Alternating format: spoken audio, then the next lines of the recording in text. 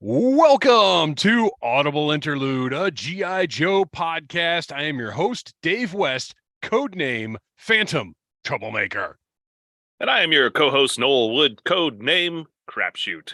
And I'm your Cobra intern that loves a good checklist, code name Legion Cub.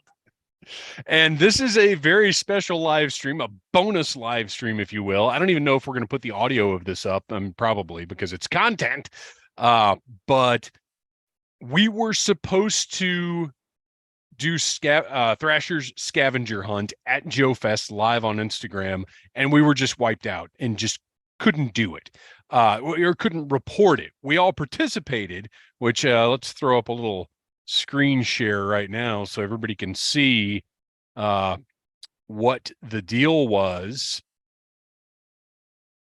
So this is Thrasher's Scavenger Hunt. Each of us had a mission to attend JoeFest, to go around to the various vendors, and to acquire a vintage 82 to 94 item, a non-toy Joe item, a non-Joe item, a Beyond the 80s item, which if you don't know our vernacular, that's something not from 82 to 89, a comic book, a picture with a stranger in cosplay, and a picture with a guest. So it's a pretty basic list, relatively attainable, I think. And now we're live and we're going to share the results and see which of the three of us racked up the most points and will win the prize. Which I don't know what the prize is. The prize is the prize is glory. A date with Thrasher. Just glory, no fortune. Just Thrasher glory. does your hair. All streaks right. in it. Gee. All right. So look, Night of the Nerdy Laser. What's up, man? Hey, Rich is with us tonight. That's awesome. Wish I could have went to JoeFest. Yeah, but I know you were kind of busy that weekend. I understand. So let's see here. Who wants to start? Who feels like vintage 82 to 94 item you've got something dazzling to share? I can share my vintage item. Okay. Which you're perfectly aware of. It's very large. There's live video of your acquisition of this. Yes, there is. Look at that beauty. Yes, my first bug. And there is a Secto Viper. He's actually underneath my laptop right now, so I can't get him without disrupting the video feed. But I did pick up this Secto, and I got a second Secto Viper at the show as well. Yeah, I'm kind of itchy for that now. I'd like to have a couple more. They don't need their helmets, but just to put in there. Yeah, my second one also did not have a helmet. I bought it off of my my friend and roommate who had one in his booth on Sunday, and I was like, "Oh, I'll add that to the cost of the room. Just tack it on when I Venmo you." Put that exactly what happened. Charge it to the room. Yep. We didn't know you could that from the wife. I didn't know you could do that at JoeFest. You just go into the dealer room and just charge it to the room. Yeah. It's very convenient.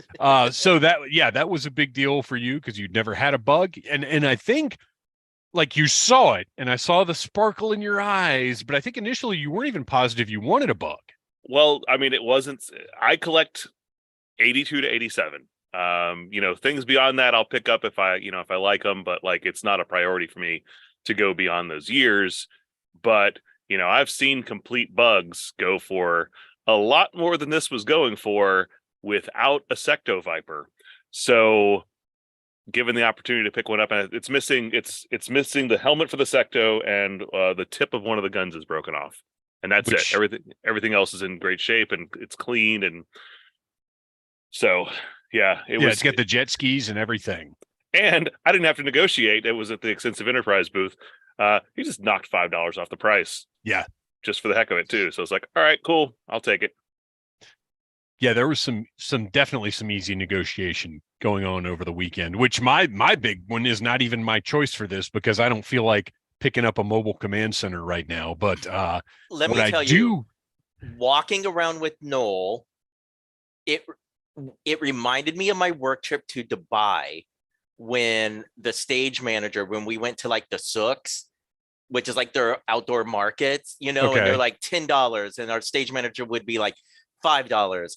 No, $9, $7, no, $9, no, $5. Like Noel is just like looking through figures, and then the person would be like, I'll take $30 for all that, and Noel would be like, I got cash. Will you do 20? Yeah, okay. It's like this Jedi mind trick, and I'm like, wow. Because I cannot do that. I am one of those that like, oh, that's the price that's on it. That's what I have to pay.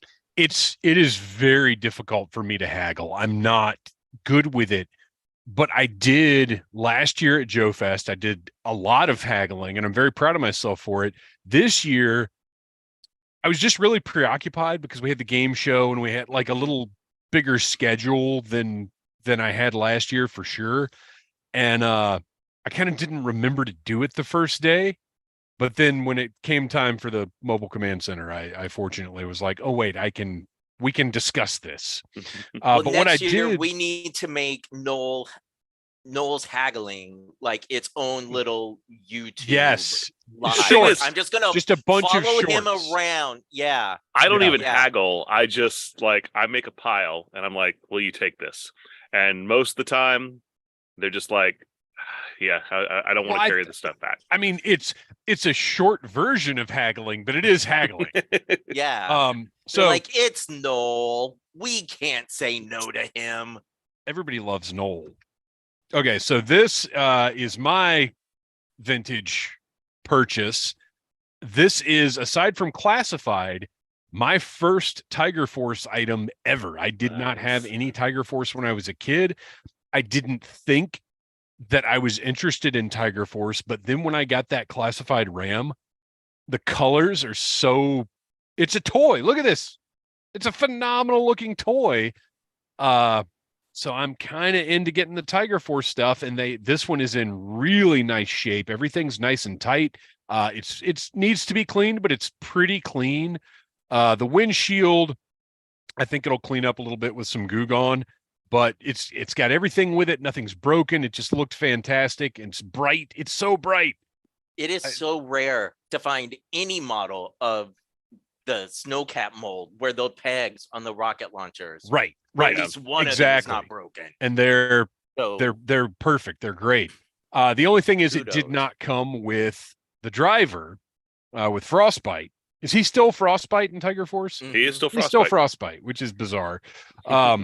So I went on Mercari and found, and it was actually a little hard to find one for what I thought was a decent price, but for $15 shipped, I got myself a driver, and he is also minty mint pristine. Like, he needs an O-ring, but otherwise tight joints. Like, he could be fresh out of the box. No paint loss anywhere, no scuffs, no nothing. So very happy with this. This does not count as part of Thrasher's Scavenger Hunt, but I felt like I needed to share it to show that the item is, aside from his rifle, which I still need, but the item is complete. He's an accessory.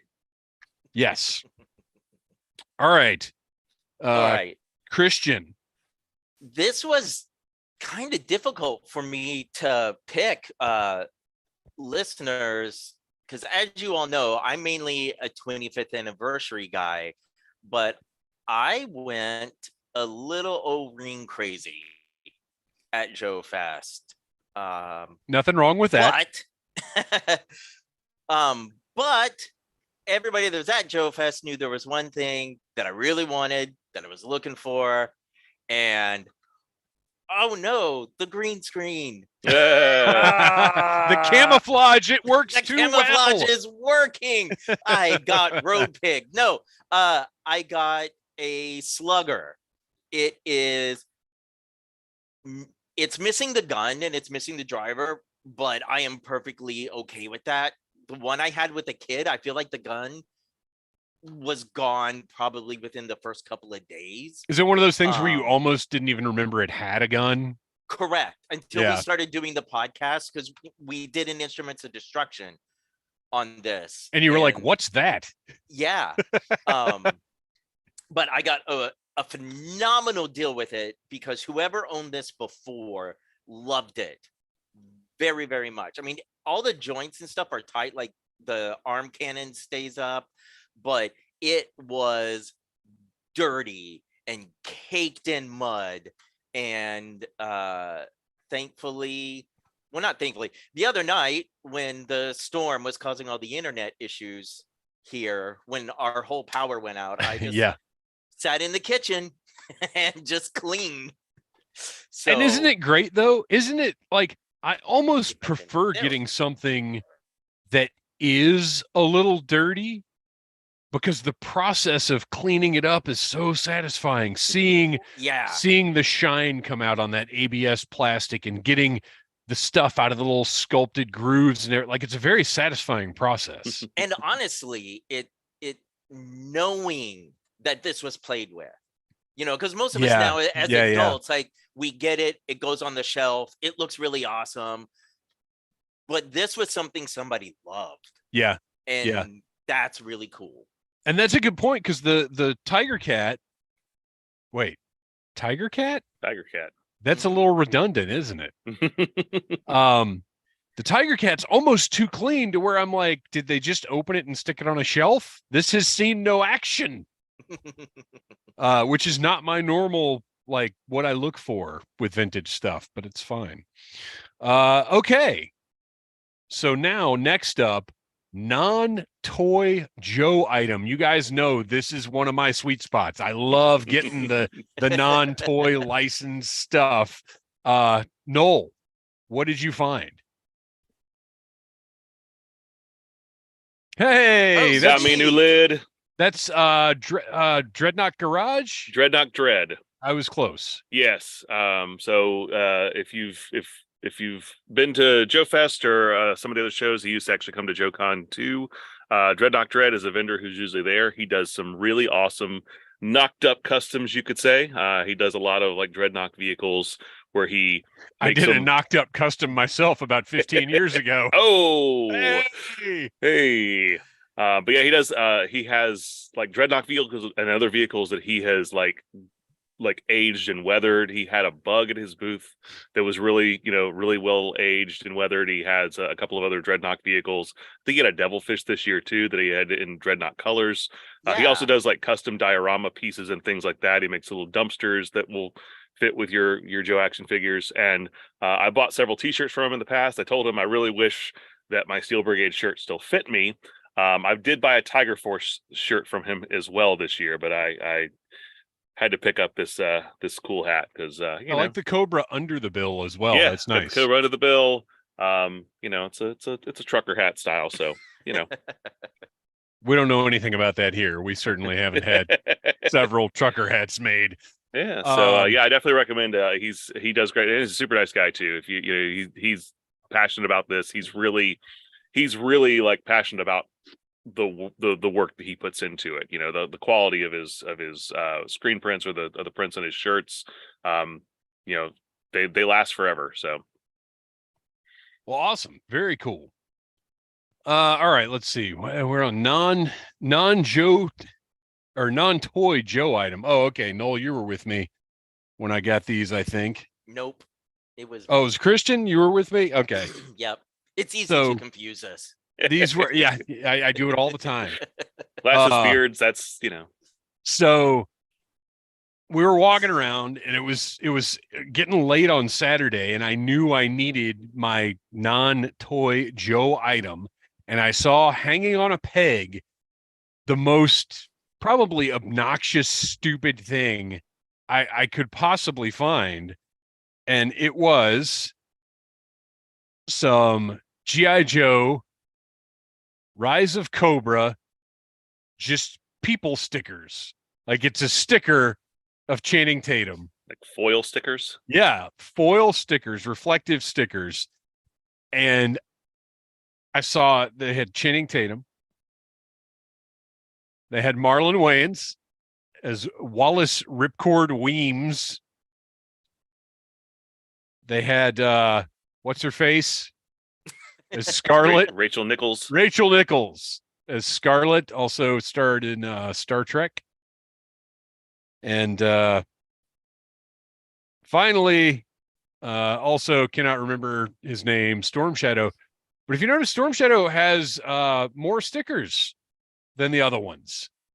He's got a little action sticker up here as well. Oh. And then because the guy didn't want any left, he just sold me all of them. He was like, you have to take both of the Storm Shadows. It was great because Dave was like, oh no, I already have Storm Shadow. And he's like, no, it's all of them. So I have, I will be keeping these minty mint on the card. G.I. Joe Rise of Cobra. There's your retirement fund right there. You got that right, buddy. Especially the double Storm Shadow. I mean, come on. Actually, that's probably going to end up in a prize bag for a future game show. Somebody is going to be delighted to find that. So that is my non-toy Joe item. Kristian. Oh, right. Well, at that same booth, Dave played it safe and just went with stickers of like one character per sticker. Meanwhile, I went with 300 stickers, all in the classified outfits. Well, specifically the Operation Blackout stuff. Operation Blackout, yeah. You should ask me because I have about 40 of those in the other room. I could have given to you. I do too. I didn't want because they went on. Well, I bought a couple. They were of them $1 at Walmart when they first showed up there, and then they went on clearance. I got a bunch for like a nickel or something. It was ridiculous. That was one of the hardest things for the scavenger hunt because my brain didn't even think like a hat or a shirt. Like I was walking around looking for. It wasn't until after I had this in my hands that I realized, oh, this is a this is not a toy.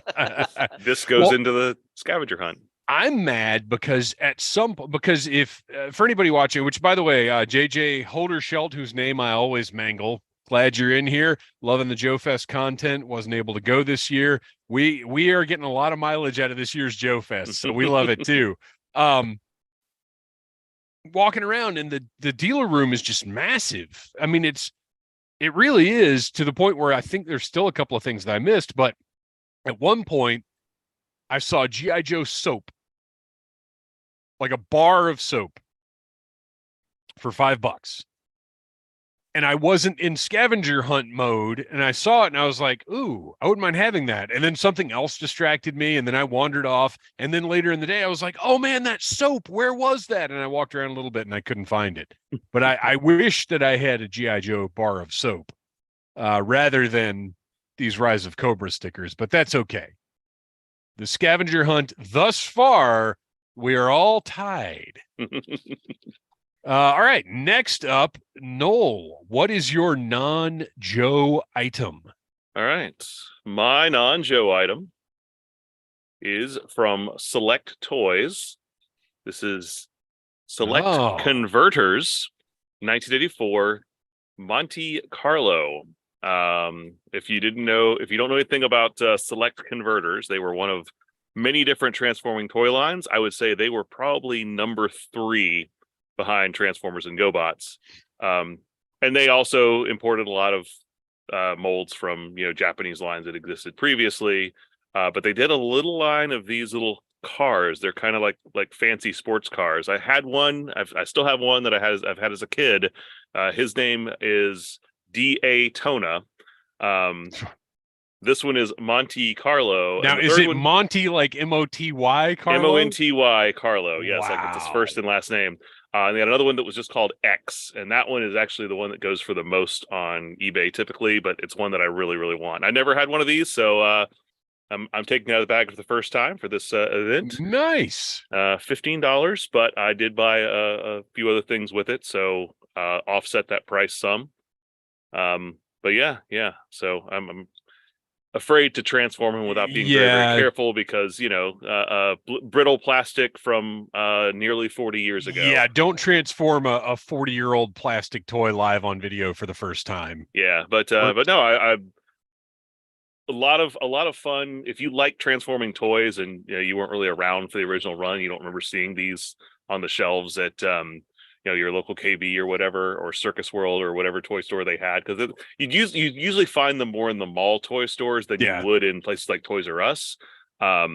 But they had some really fun molds. They had a little line of bird robots. It was one that was a peacock, one that was an eagle, and like the eagle was like the leader of my like alternate Transformers fiction that I used to play with as a kid. So love those. For anybody that doesn't know, Noel used to write steampunk Transformer fan fiction way back in the day, before that was a thing. He's always been an innovator. I'm sure it's out there somewhere, although it may not be family friendly. Okay, non-Joe item. I got a couple of non-Joe items, but this is the one I chose to feature. I got the Dread Trooper from Grindhouse Toys. This is, first of all, it actually comes in this old school VHS case. I thought this was just a marketing thing because they put up the pictures on Instagram, and I was like, oh, that's a great idea. It makes it look really cool. But then you got to JoeFest, and it's actually in a VHS box. And you open it up, and the figure is inside, and it's got tons of different accessories. It is a pretty much a Marauders type figure, modern era, whatever you want to call it, 4-inch, super articulated. And it also includes an instruction sheet that is in the style of the old G.I. Joe blueprints, and is even like weathered. Yes. That is awesome. Nice. This is like, and look at all the stuff that it comes with. All of that is in the box. It's a great toy. I haven't opened it yet. I'm going to do a review right here on the Needless Things YouTube channel. But, it's not just a toy. They have created a presentation here where it's also like a cool collectible piece. And I don't know if I'm supposed to share this or not, but I'm going to. I talked to the guy at the booth. He said there's a whole line of these coming, and each one is going to have its own VHS case, so that on your shelf you can spine these behind the figures. Nice. And have your VHS collection. And you've got that, but also in classic Anchor Bay fashion, you've got the reversible insert, so you can display this both ways. And this is a troop builder figure. That's what all the customization is. All the extra parts are so you can have different looks. So this is awesome. I'm stoked to have one. I would like to have more, but be sure and check out Grindhouse Toys on Instagram, because they've got these available. Now, I don't know if they've currently got them left. They had a big sale. But go check them out. You may be able to get one, and if not, you can get a future release. All right, Kristian, what is your non-Joe item? Mine non-Joe item is a couple of vintage Smurfs to go with my collection. I love that. I was with you when you got those, and I was like, I wanted to look at that booth more, but I think we were pressed for time, or something was going on. I don't know what it was, but that booth, there's a lot of Joe at JoeFest, but there's also a lot of everything else. And the booth that you got those from had a lot of stuff like that. Yeah. Like interesting, different variety of stuff. And I wish I'd had more time to look, but when you mention other stuff, I don't know why this blew my mind, but I would say after Joe, the probably next most thing I saw was My Little Ponies. They were like everywhere. Yeah. And not just like current ones. No. Or not current, but you know what I mean. But recent. It would be like, here's some Transformers, here's some He-Man figures, and then like, here's a whole shelf of My Little Pony. Do you think it's because of the Hasbro connection, or is that just that big a thing? I don't know. That's what I was chalking it up to. But maybe there's a lot of bronies in the Joe community that we don't know about. Probably. I would imagine so. That seems to make sense. Why not? I think Hector Ramirez appeared on My Little Pony as well. Isn't that right? There are these strange horses galloping around in this valley, and we're going to get to the bottom of it. The crossover we all wanted to happen, but never did, because Transformers the movie just didn't make enough money, so we never got the sequel to Rise of the Beasts. Yes, they will, and the Bronyverse will be underway. Yeah. All right, Noel, what is your beyond the 80s? All right, I'm going to pull this out of what was one of our one of our freebie. Yes. Did make a couple purchases from Destro's Toy Den, and part of that was to get the little bag. This is the Beyond the 80s item. So I felt a little poetic. Oh, nice. I had to get me a Battle Core era Major Blood with his little cyborg eye. And I paid $5 whole for old Major Blood here. He's obviously not complete, but he does have this giant cannon that I guess mounts onto his arm. He's definitely not going to have any trouble standing up while he's holding them. Right? No, that's never going to happen. So anyway, in a weird way, he's I think of him as pajamas blood. Like, I don't know, like some kind of evening wear. I think it's because it's sort of the sleeves are a little sort of flowing and loose. So there's your Bunny Hutch costume for Dragon Con this Done. year. Now, granted, I know vintage was 82 to 94, and this qualifies also as vintage. But since he is from, as his sticker says there, 91. Yeah, that's just the qualifiers just beyond the 80s. Right, so it could be, prior to 82 or whatever. Yes, and we've definitely done some early 90s. In the Beyond the 80s section. And the reason we section it off that way is because we were all primarily 82 to 87 Joe fans. And the point of the segment is to explore facets of Joe outside of our interests that we grew up with, so we can expand our knowledge of Joe. So that's the point of that segment, and that's why we consider, the 90 to 94, even though it's part of the vintage line, we do consider it beyond the 80s. Right. Okay.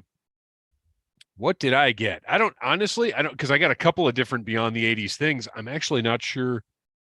Okay. So this is a figure that I have been wanting for some time, because if Captain Power and RoboCop were to have a baby, then it would look like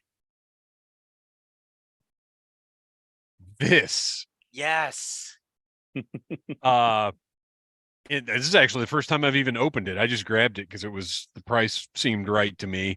It's got all of the accessories are in there. But I mean, look at that thing. It is totally Captain Power Barricade. Yeah. Look at it. Oh my gosh, his haircut. He has like one of those bowl cut type things going on. You probably can't tell. Wait, let me see if I can do my little piece of paper trick that actually kind of worked the other day.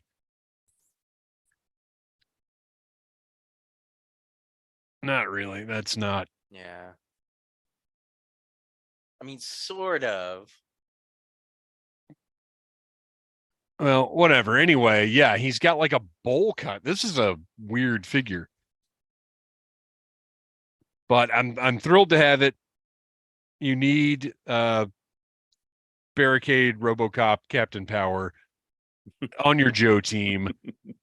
He is simultaneously one of the most and least offensive examples of 90s Joes. So I dig it. Happy to have it. And he is from, I think he's also from 91, right? I think so. Like I can read that right now. But yeah, I'm pretty sure he's from 91. So there you go. That's mine. Kristian. All right. So mine is Metalhead. Yes. Oh man, what a foe for Barricade too. Yep. Both armored up. He had all his missiles. He's missing the hoses, but I have replacement. I just got a cut, so that doesn't bother me at all. But yeah, who doesn't love Metalhead, who once featured on the segment we don't seem to do anymore, the Springfield Showdown. we seem to have forgotten about that one for some reason. That's because the one that I just displayed, he won the last battle, and nobody can ever touch that poetry. Oh, that's right. Blood was in it as well. Okay. So moving on, Noel, did you find a comic book? I decided to kind of upgrade a little bit. I got a new copy of one of my favorite Joe graphic novels. Yes. My other one was not in the best shape, and this one's pretty pristine and, fairly inexpensive.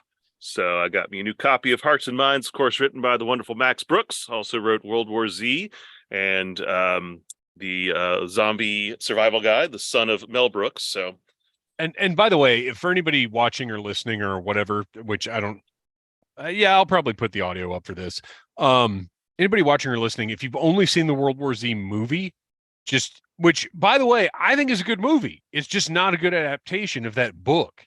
Read the book. The book is phenomenal. Yeah, book's great. When I heard they were making a movie, I was like, how? And they answered the question, I guess, by not making a movie about World War Z. Yeah, you're right. Yeah. Right. But like I said, I like that movie. It's just a terrible adaptation. I'm not going to compare it to The Shining, because The Shining is one of the greatest movies of all time, and World War Z is not. But The Shining is an incredible movie, but it's a terrible adaptation of Stephen King's work. These things happen. They can be both good and bad adaptations. Yeah. All right. I picked up, because I was just there are tons and tons of comics there. Oh, let's check in with the chat real quick. Kevin Riddle, what's up, Kevin? All the indie toy lines at JoeFest this year were absolutely great. Unbelievable. All the O-ring stuff was crazy. Alan Grant, hey boys, what's up, Alan? Thank you for joining us. All right, so here is my comic book. Just because I've never had one, I got a copy of European Missions #1, and look how happy this glares. That is the happiest I've ever seen Flint. Ever seen any Joe ever. Did they have a pint before posing? Look at that cover. They're so excited to be in Europe. Right? So yeah, I've never, I think, because this is adaptation, or this is like Action Force, right? Yeah. So I've never had any of these. So yeah, I just thought that was a cool thing to pick up. It was something different, something I don't have. And I mean, $6, I have no idea if that was a good price or not. I just needed a G.I. Joe comic. For that cover alone, worth it. And look at the little Transformers story on the back. Yeah, I remember picking up a couple of the European Missions when I was a kid. Just if I went into my local Circle K and they had them on the spinner rack, I would buy the special missions, the European missions. I got the main G.I. Joe line in the mail. But yeah, it's a poster. Oh, nice. And it says mini poster on the mini poster. This is going in a frame. Yes. Holy cow. That's worth the $6. I would never have known it was a mini poster if they had not labeled it. Europe, you are crazy. All right. And in some places they call that the centerfold. Well, not in family-friendly G.I. Joe comic books, sir. Kristian, did you find yourself a comic book? No, I epically failed on the comic. It just totally escaped my mind. It wasn't until I think Saturday night when I was like, oh, darn. Well, that's okay, because we're moving on to a couple of categories that I think maybe I might have gotten a little ahead in. So next up, we had Picture with a Guest. I will go to the screen share and share my picture with, literally, aside from Ritz Murphy, the most delightful person I met at JoeFest. She couldn't have been any nicer. As a matter of fact, she was super nice here. We talked a little bit, but then later on, when my son and I were loading the car out, she was outside with her like team, and she said, "Hey, where are you guys going?" And I was like, "Oh, we're getting ready to hit the road. We're going to Wilmington to see my parents." "Oh, where'd you come from?" Came from, like, "Oh, you just chit-chatted for a while." She was just very, very She's pleasant, amazing, genuinely engaged, and just bright, sunshiny ray of happiness. Absolutely wonderful. And I feel I'm so glad I brought that figure with me to make a point of meeting her and getting her to sign that. I mean, it really was just a great part of the weekend. So real quickly, because I have to share this. So I hosted the first convention that Sam ever did when I put on GymCon in 2006. So I helped break that bubble for her. Nice. That's awesome. Yep. And then I took her and her mom to Islands of Adventure along with the voice of Pizzazz. And I have a photo, although it can't count for this, but I do have a photo of me on the Hulk coaster with Sam and Pizzazz. That is amazing. Yep. Nice. Okay, so do you guys get any pictures with guests? I did not talk to any guests this year. No. Well, okay. I sort of did, but I didn't realize it until afterwards when the two of us were on the elevator leaving Dave's room. Oh wait, that's right, we did. And I knew was when like, she was on the elevator, and I thought Noel was just playing it cool. and then later on, when I was out on the floor, and I was like, "Oh, that's who that is." It was Lisa Raggio, the voice of Zorano, was on the elevator with us. Oh, yeah. But no, I didn't take any pictures. If there's anything that you're probably gonna have trouble getting me to do, it's take pictures with celebrities. I kind of thought those would be a challenge. Yeah, like aside from like a couple pictures I have from San Diego Comic-Con of like me and Sergeant Slaughter, Jane Weedland, and Mike Nelson. There's a couple pictures where Larry Hama photobombed me, and that's pretty much all the pictures of me with a celebrity.